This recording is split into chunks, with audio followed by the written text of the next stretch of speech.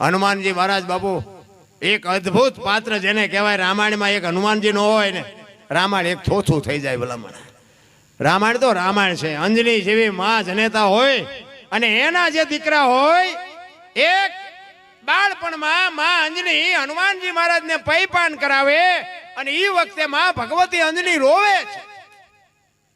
અને હનુમાનજી વિચાર કરે કે દીકરો જન્મ્યા પછી માને ગમે એટલા દુઃખ હોય તો ભૂલી જાય. હું આવ્યા પછી મારી માં રોવે, હું કેવો અભાગ્યો કહેવાય.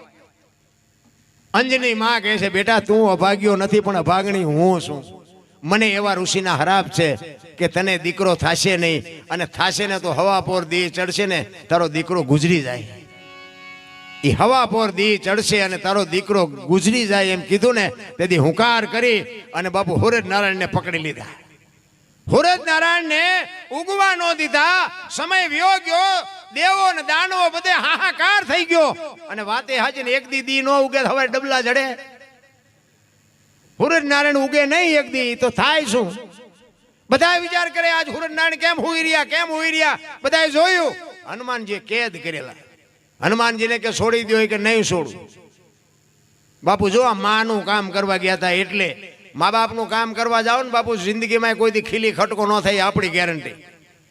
નકર હનુમાનજી ની પાસે સૂર્ય રહે જ નહીં, પણ માનું કામ કરવા ગયા હતા સૂર્ય ભગવાન છૂટી ન હોય કે હનુમાનજી પાસે. ઈ કે છોડી દો કે નહીં, મારી માને પેલા શ્રાપમાંથી મુક્ત કરો તો જ છોડું. ઈ કે પણ ઈ તો હવા પર સુધીનો હરાપ હતો, હવે તો રોંઠો થયો, ક્યારના છૂટી ગયા. જન્મતા વેચ જે દીકરા બાપુ માને હરાપમાંથી મુક્ત કરાવે ને એના દુનિયામાં ઇતિહાસ રે. રામ આપણે કોકના ખિસ્સા ફાડી નાખવા બીડીયું હાટું થઈને એના ઇતિહાસ કોઈ દી રહેતા છે. કાંઈક કરવાની જરૂર છે, કાંઈક મહેનત માગે છે. હનુમાનજી લંકાના પટાંગણમાં રામ રાવણનું યુદ્ધ થાય અને મેઘનાથનું બાણ વાગે અને લક્ષ્મણને મૂર્છિત થઈ જાય. અને લક્ષ્મણનું માછું ખોળામાં લઈને અખિલ બ્રહ્માંડનો માલિક રામચંદ્ર પરમાત્મા મોતી જેવા આહુડા ડળાક ડળાક ડળાક જેમ સ્ફટિકની માળા તૂટે અને મોતી જેમ પડે એમ લક્ષ્મણની જટામાંથી ઠેકી ઠેકીને રામના આહુડા નીચે પડે. અને હનુમાનજી પડખે ઉભેલા. અને હનુમાનજીએ કીધું કે રામ તમે રોવો તો હવે આ દુનિયામાં રહે શું? તમે જો આ દુનિયામાં રો તો હવે રોવે આ દુનિયાનું થાય શું? તમે કયો ઈ કરી પણ આમ રોઈ આપતે. તેથી રામચંદ્ર પરમાત્મા કહે છે કે જો રોવું નહીં તો દુનિયા મારા નામનો કેળો પાડી દે. રામ રોવણ હાર ઈ રોતાને રાજી કરે. આ તો વાલપનો વ્યવહાર રોઈ બતાવે. રામજી કાલ હવારે કોક એમ કે ભાઈ જેવો ભાઈ પડ્યો તો ભાઈની આંખમાં આહુડા નહોતા આવ્યા, એટલા માટે આ જગતને હું બતાવવા માટે થઈને રોવું છું.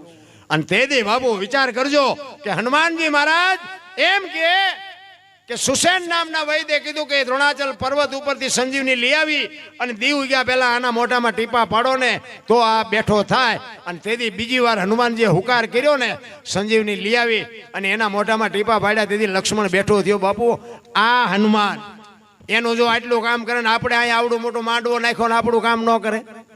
હું તો એક જ વાત કરું, સવારમાં એક હનુમાન ચાલીસાનો પાઠ કરજો. પાઠ બાપુ જિંદગીમાં કોઈ દી તાવ નહીં આવે. તમને મોઢે ન આવડે તો એક 10 રૂપિયાની ચોપડી મળે છે અને 10 રૂપિયા ન મળે ને તો હું આપીશ.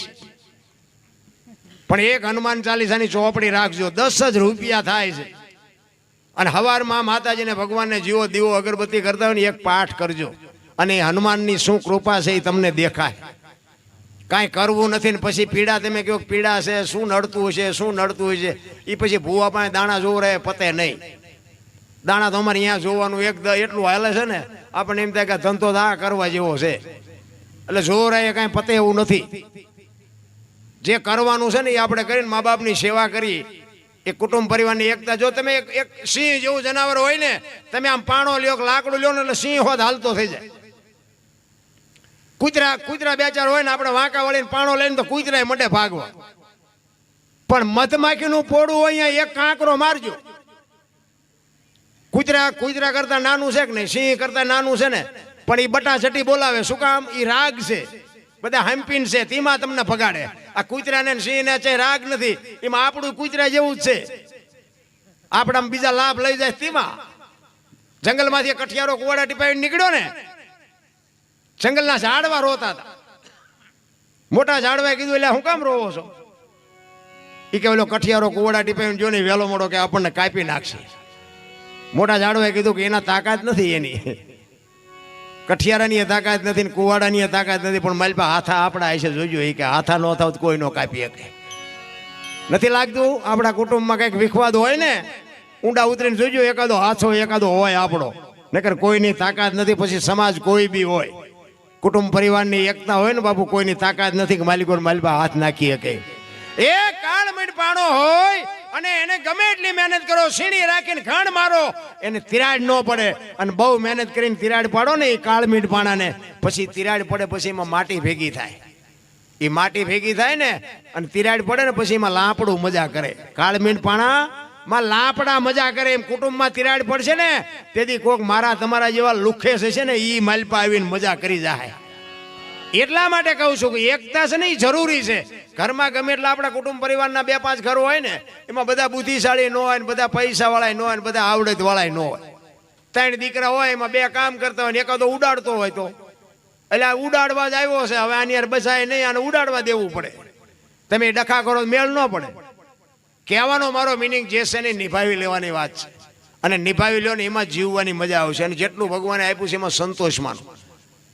આપણા ગઢાએ બાપુ સારું લુગડું નથી પહેર્યું, સારું વાહનની તો વાત જ ક્યાં કરે, ટાંટિયા તોડી તોડીને મરી ગયા. હવે આપણે અત્યારે મુંબઈ ને કલકત્તા જઈને આવવું હોય તો હાજે ઘરે આવતા રહ્યો, તોય તમે જોવો તો બધા રોવે જ છે, અમારી પાસે કંઈ નથી, અમારી પાસે કંઈ મરો કંઈ ન હોય તો શું જોવે છે એ નથી ખબર પડતી. અરે કેવડું આમ તમે એક પાસે જાઓ ને તો કે છૂટા ખૂટી રહ્યા, ધાબુ ભરવું, બીજા પાસે જાઓ તો કે ડોબું વિયાણું દોવા નથી દેતું, બીજા પાસે જાઓ કે છોકરાને બહુ વેવાય તેડી ગયા મોકલતા નથી, બીજા પાસે કે ચૂંટણીમાં ફોર્મ ભર્યું છે પણ જીતું નક્કી નહીં, બીજા પાસે જાય તો કે પોલીસવાળા કે છોકરાને લઈ ગયા જામીન ચડતા નથી. આપણે એમ તો ખરી આખી દુનિયા રોવે જ છે, આપણે ક્યાં રોવું હે? અરે હરીને મેળવવા એ તો મીરા રોવે, નરસિંહ રોવે, જેઠીરામ રોવે, બાપુ અખિલ બ્રહ્માંડના માલિકને મેળવવા એમ કે માણાનો અવતાર આપ્યો અને આ દુનિયામાં અમે આવ્યા ને જો તારી આભા ન થાય તો અમારો અવતાર ફોગટવ્યો જાય. રામ ઈશ્વરને મેળવવા મહાપુરુષો રોયા. તમને મને કઈ પીડા જ નથી. હાકડીમાં આવી તો હનુમાન ચાલીસા ચાલુ કરી તો એ હનુમાનને ન ખબર હોય બેટા જિંદગીમાં બોલ્યો નથી, તો બોલ્યો સાંભળે. પણ રોજ આપણો રિયાઝ હોય તો એને કોઈક દી કેમ દયા આવે કે હારો રોજ મારું ભજન કરે છે તો કાંઈક આપણી ઉપેટ નીકળે. બાકી તમે હાકડીમાં આવો તો એને બધી ખબર જ હોય. કહેવાનો મારો અર્થ એ છે મોજ કરી લેવાનો વારો છે. મને તો એમ થાય કે કાલ મરી જઈશું, સારું સમય ખાય ખા જાય, જેટલું કરાય ને એટલું ભજન કરી લ્યો. અમે તો 8-8 દી સુધી 10-10 દી ખેંચવી. મેં કીધું ખેંચાય ત્યાં સુધી ખેંચી લો. ઘરે હમણાં ગાડીમાં જઈશું ને તો કૂતરું ગોટો વળી જોઈએ એમ વળી જઈશું. પછી હાજે ભાઈ પેટી આવી જાય ત્યાં પાછું મેળ પડી જાય. એટલે આમ નામ હાલે છે, હાલે ગમે એટલાથી મારો રામ જાણે.